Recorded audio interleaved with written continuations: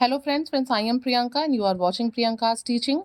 Friends, today I am going to explain you lesson number 7 given in the book of class 2 Ashton's English Reader. Friends, this chapter is a poem. ये एक कविता है and its title is Strange Talk. Okay? Means बात तो हम भी करते हैं, human beings भी बात करते हैं, बट यहाँ पे जिस तरह की बात हो रही है वो एक स्ट्रेंज, एक अद्भुत टॉक है. ओके, तो सबसे पहले बात करते हैं पोम की. You all can see that this pome contains total 5 stanzas and each stanza contains 4 lines, means total 20 lines are there. And friends, वैसे तो बेसिकली मैं एसेंस को नहीं पढ़ती, बट मैं आज इस पोम के एसेंस को पढ़ना चाहूंगी, जिसमें दिया हुआ है the poem talks about the different sounds made by different animals to communicate. इस पोम में डिफरेंट एनिमल्स की बात की गई है और उनके साउंड्स की बात की गई है कि वो किस तरीके से साउंड प्रोड्यूस करते हैं. It tells us about animals, their home and their sounds. Means this poem is all about animals and their home and their sounds. ठीक है, इसमें हम डिफरेंट एनिमल्स के बारे में पढ़ेंगे, वो कहाँ रहते हैं और वो किस तरीके से जो है कम्युनिकेट करते हैं, उनकी साउंड्स कैसे होते हैं, इसके बारे में हम पढ़ेंगे. चलिए पोएम को स्टार्ट करते हैं और फर्स्ट स्टैंजा से स्टार्ट करते हैं. A little green frog lived under a log, and every time he spoke, instead of saying good morning, he only said croak croak. Frog means आप जानते हैं मेंढक होता है, and log is a piece of wood. एक लकड़ी के लट्ठे को, लकड़ी के टुकड़े को हम क्या कहते हैं, ये यहाँ पे देख सकते हैं यहाँ पिक्चर में, उसे हम लॉग कहते हैं. तो पोइट यहाँ पे हमसे कहते हैं कि a little green frog lived under a log and every time he spoke instead of saying good morning he only said croak croak. Poet हमसे कहते हैं कि एक छोटा सा ग्रीन कलर का फ्रॉग है जो कि लकड़ी के लट्ठे के नीचे रहता है, और जब भी उसे गुड मॉर्निंग कहना होता है, अगर वो चाहता है टाइम विश करना, वो गुड मॉर्निंग कहना चाहता है, तो वो कहता तो गुड मॉर्निंग है, लेकिन हम उसको सुनते क्या है, क्रॉक क्रॉक, क्योंकि वो किस तरह के साउंड प्रोड्यूस करता है, क्रॉक क्रॉक. तो वो गुड मॉर्निंग कहने के बजाय किस तरह का साउंड प्रोड्यूस करता है, क्रॉक क्रॉक. तो यहाँ पे हम लोगों ने देखा कि जो फ्रॉग है वो लकड़ी के नीचे रहता है और उसका जो साउंड है वो है क्रॉक क्रॉक. फर्स्ट स्टेंजा में फ्रॉग की बात हो गई. Now come on the second stanza.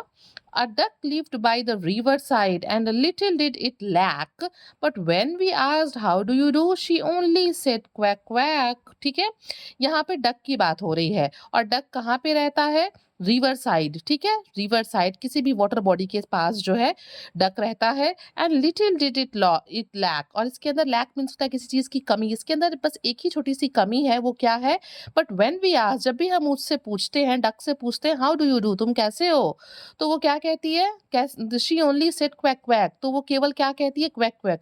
हो सकता है कि वो कह रही हो कि हम ठीक है, मैं ठीक हूँ, लेकिन हमें सुनने में वो क्या साउंड प्रोड्यूस होता है, quack quack. Means first stanza में जिस तरीके से फ्रॉग जो है लकड़ी के लट्ठे के नीचे रहता है, उसी तरीके से सेकंड स्टेंजा में डक जो है वो रिवर साइड पे रहता है.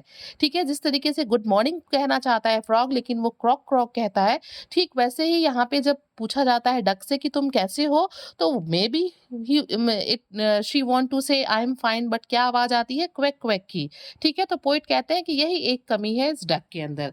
Now come on the next stanza of the pome. अगला स्टेंजा है हमारा. A little horse lived in a stable as brown as he could be, and when he asked for dinner he cried aloud nine nine. Means क्या होता है, यहाँ पे poet कह रहे हैं कि अगला जो एनिमल है वो है छोटा सा घोड़ा, जो कि कहाँ पे रहता है, स्टेबल में. इसका जो है एनिमल्स एंड देयर होम की अगर बात करें तो यहाँ पे घोड़े का घर होता है स्टेबल. ये इतना भूरा है, जितना भूरा कि वो हो सकता है, ब्राउन कलर का ये लिटिल हॉर्स है.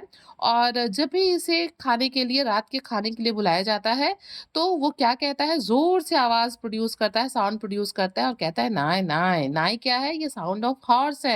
हो सकता है वो कह रहा हो कि मैं आ रहा हूँ या मैं पहुंच गया, बट हमें क्या सुनाई देता है, नाई नाई. Okay, now come on the next stanza. 3 puppies lived in a kennel. अब यहाँ पे आप देख सकते हैं पिक्चर में भी लाइन से 3 puppies दिख रहे हैं. And the home of dog is called kennel. तो ये तीनों कहाँ रहते हैं, इस कैनल में रहते हैं. They love to make a row, उन्हें उसमें से लाइन बना के निकलना बड़ा पसंद है, वो लाइन में खड़े होना बड़ा पसंद करते हैं.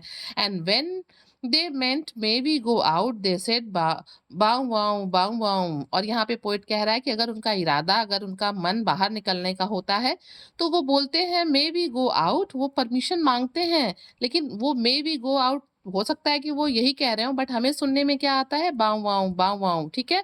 तो हम लोगों ने इस स्टेंजा में देखा कि जो डॉग है उसका जो होम है वो कैनल होता है और वो बाऊ वाऊ का साउंड प्रोड्यूस करता है। और इन 3 पपीज़ को तो रो में खड़े होना भी बहुत पसंद है। Now come on the 5th and the last stanza of the poem.